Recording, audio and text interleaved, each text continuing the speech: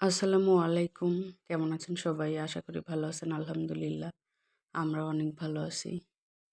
সিলেটে থাকতে কত ভাবতাম যে বাড়িতে গিয়ে স মানে সকালবেলা অনেক দেরিতে ঘুম থেকে উঠবো।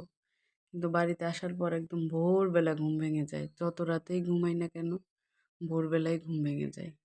আর তখন শুয়ে থাকতে মন চায় না। তখন এত রাগ ওঠে যে সিলেটে থাকতে চোখ থেকে ঘুম সরাইতে পারি না। সকালবেলা কাব্যকে উঠে যখন রেডি করাই তখন মনে হয় যে কবে বাড়ি যাব, কবে ঘুমাবো। আর এখন বাড়ি এসে চোখে কোনো ঘুমই নাই।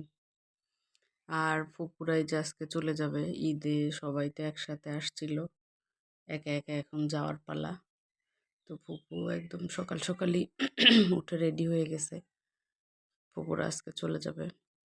যখন আসলে বাড়িতে সবাই আসে তখন তো আসলে ভালোই লাগে, বা আসবো, সবার সাথে ফোনে কথা হয় কে কবে যাবে।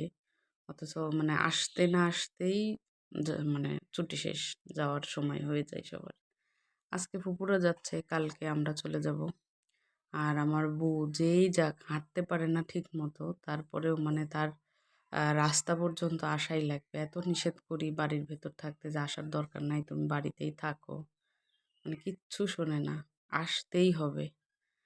একটুকু হাঁটলেই হাঁপায় যায়। তারপরেও ফুপুদেরকে বিদায় দিতে আসছে। বাড়ি থেকে আসলে সবাই চলে গেলে সবথেকে বেশি কষ্ট পায় আমার বউ। আর বাড়িতে আসলে সবথেকে বেশি আনন্দ